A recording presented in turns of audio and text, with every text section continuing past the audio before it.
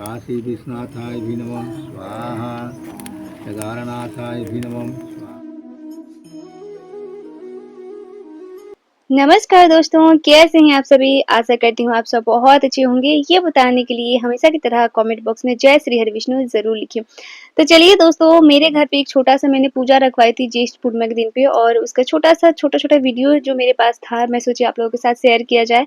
तो इसलिए मैं एक छोटा-सा वीडियो आप लोगों के लिए जो है वो सत्यनारायण भगवान की कथा की यहाँ पे मैं आप लोगों के लिए दे रही हूँ।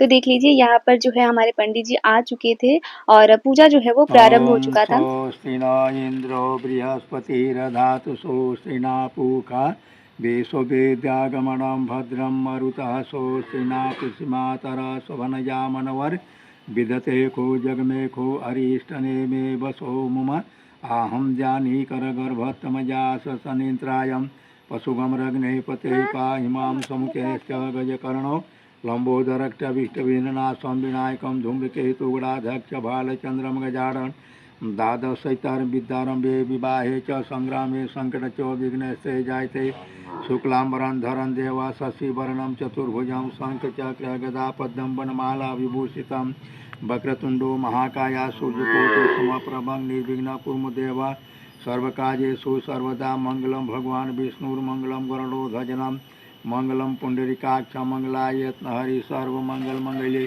शिवे सर्वासाधिके शरणत्र्यंबके गौरी नारायणी। तो आप सभी देख सकते हैं दोस्तों, यहाँ पे पूजा जो है वो हमारा प्रारंभ हो चुका है, जैसे कि मैंने पहले ही बताया और कलश की स्थापना हो चुकी है। हम पूजा जो है वो प्रारंभ कर चुके थे। यहाँ पे मैं बैठी थी और मेरी बेटी थी साथ में, वही जो है वो बात कर रही थी। और आज के दिन पे ना, पूर्णिमा के दिन पे ऐसा माना जाता है कि सत्यनारायण भगवान की कथा अगर हम कहलवाते हैं तो इससे हमारे घर में सुख समृद्धि बनी रहती है और घर में बीच-बीच में ना पूजा पाठ करवाते रहना चाहिए। तो मैंने बहुत बड़ा तो नहीं, एक छोटा-मोटा ही पूजा जो है वो रखवाया था अपने घर पे। जो हम लोग घर के फैमिली मेंबर ही थे, बाहर का कोई नहीं आया था, घर वाले ही बस थे। ठीक है, तो यहीं पे मैं व्रत रखती हूँ पूर्णिमा का, तो मैं ही पूजा में बैठी थी और बेटी जो है वो साथ में बैठ गई थी, वो मानती नहीं है, तो इसलिए बैठ गई थी। वनस्पति रसोधोपोगण सुमन विलपंच सुरस्य अष्टापत्र गृहतम क्षीरकरणम मधुपर्क संप्राणी आहार भोजम नैवेदं तंदुलं समप्राणी अमीदन अच्युतं समरप्राणी अमीदन कालक्षर पूजितम आहार भोजम नैवेदं तंदुलं समप्राणी वनस्पति। तो देखिए, यहाँ पे पंडित जी मुझे बोल रहे हैं कि गौरी माता को सिंदूर लगाने के लिए, तो मैं वही यहाँ पे माता को सिंदूर 5 बार लगा रही हूँ। और जैसे कि पूर्णिमा के दिन था, आप लोगों ने पूछा भी था कि दीदी क्या सिंदूर लगा सकते हैं? तो मैंने बताया भी था कि वैसे पूर्णिमा के दिन पे सिंदूर नहीं लगाया जाता है। पर अगर हम घर पे कोई पूजा पाठ करवा रहे हैं, जैसे सत्यनारायण भगवान की कथा सुन रहे हैं या और कोई अन्य कार्य, ऐसी बड़ा पूजा कोई अनुष्ठान कर रहे हैं, तो ऐसे में हम सिंदूर लगा सकते हैं। इससे हमें दोष नहीं लगता है। या जब हम आप गौरी को जो है वो सिंदूर चढ़ाते हैं, वही हाथ ना अपने मांग में हमें पोंछ लेनी चाहिए, इधर-उधर नहीं पोंछना चाहिए।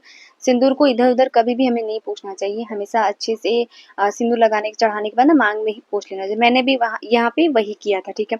तो आप लोग देखते रहिए, यहाँ पे जो है वो कथा प्रारंभ हो गई है, सत्यनारायण भगवान की कथा जो है वो प्रारंभ हो गई है, तो थोड़ा-सा आप लोग भी मेरे साथ सुन लीजिए। करके अपने घर पर आया और घर पर आकर के बंधु बांधवों सहित भगवान का पूजन किया। इस पूजन को करने से वो ब्राह्मण संपूर्ण दुख से छूट करके संपूर्ण संपत्ति से प्राप्त हुए। अब वही ब्राह्मण एक समय अपने आश्चर्य के अनुसार भगवान का पूजन कर रहा था कि उसी समय एक लकड़ीहारा लकड़ी बेचने के लिए उसी रास्ते से जा रहा था। सो ब्राह्मण को व्रत करते हुए देखा तो माथे पर का लकड़ी ब्राह्मण के आंगन में रख करके ब्राह्मण के पास गया और जा कर के कहने लगा कि हे ब्राह्मण देवता, यह सब आप क्या कर रहे हैं और इसके करने से क्या फल प्राप्त होता है, सो विधि पूर्वक हमें बताएं तो बड़ी कृपा होगी। तब गरीब ब्राह्मण कहने लगा कि हे लकड़ियारा, यह जो विष्णु भगवान है, हम उन्हीं का पूजन कर रहे हैं। कैसे हैं प्रभु जिनका अतुल तेज है। सो हे लकड़ियारा, तुम भी इस व्रत को करो, संपूर्ण दुख से छूट करके मुक्ति को प्राप्त हो जाओगे। अब गरीब ब्राह्मण ने लकड़ियारा को सब विधि बताया। विधि सुन करके लकड़ियारा ने मन प्रसन्न होकर के प्रसाद खाया और अपने मन में संकल्प किया कि आज हम लकड़ी बेच करके जो कुछ पाएंगे उसी से हम भगवान का व्रत और पूजन को करेंगे। ऐसा मन में संकल्प करके वो माथे पर बोझा लेकर के लकड़ी बेचने के लिए चल पड़ा। भगवान की दया से उसका माथे पर का जो लकड़ी था सो मलायागिरी चंदन बन गया और उसका दुगुना दाम मिल गया और उसी से भगवान का पूजन की सामग्री जुटाया, मन प्रसन्न होकर के अपने घर पर आया और घर पर आकर के बंधु बांधवों सहित भगवान का पूजन किया। इस पूजन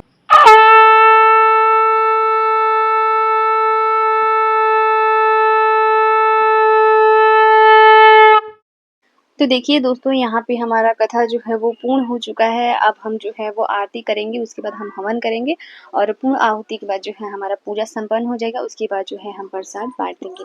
तो यहाँ पे देखिए पंडित जी जो है वो हवन की तैयारी कर रहे हैं। हवन में ना मैं, मेरी बेटी और मेरे एक देवर हैं जिन्होंने व्रत रखा था हनुमान जी के नाम से, मतलब झंडा जो है वो चेंज करना था हमारे घर पे, बजरंगबली का ध्वज बदलना था इसीलिए। तो यहाँ पे हम 3 लोग जो है वो यहाँ पे हवन करेंगे और साथ में पंडित जी जो चारों लोग जो है वो हम हवन करेंगे यहाँ पे। तो घर पे जब भी पूजा पाठ होता है ना तो बहुत अच्छा लगता है। तो हमेशा बीच-बीच में ना हमें पूजा पाठ जो है अपने घर में करवाते ही रहनी चाहिए। ये बहुत शुभ भी होता है, बहुत घर के लिए अच्छा भी होता है। ठीक है, तो देखिए हम यहाँ पे हवन कर रहे हैं, हवन ओम करने के बाद जो इंद्राय है वो हम प्रणाम स्वाहा, करेंगे, ठीक है? ओम इसके बाद जो है वो इंद्राय प्रसाद बाँटा जाएगा। स्वाहा। तो आशा करती हूँ आज का वीडियो आप लोगों को बहुत अच्छा लगेगा और वीडियो अगर अच्छा लगे तो प्लीज़ एक लाइक ज़रूर करें। इसके साथ ही मेरे चैनल को सब्सक्राइब करके बेल आइकन को प्रेस कर दें ताकि मेरी आने वाली वीडियो की सभी नई नोटिफ़िकेशन आप सभी के पास सबसे पहले पहुँचे। तो मिलती हूँ मैं आप सभी से फिर एक नए वीडियो में, तब तक के लिए नमस्कार। बद्रीनाथाय भी नमः स्वाहा, सोमेश्वराय भी नमः स्वाहा।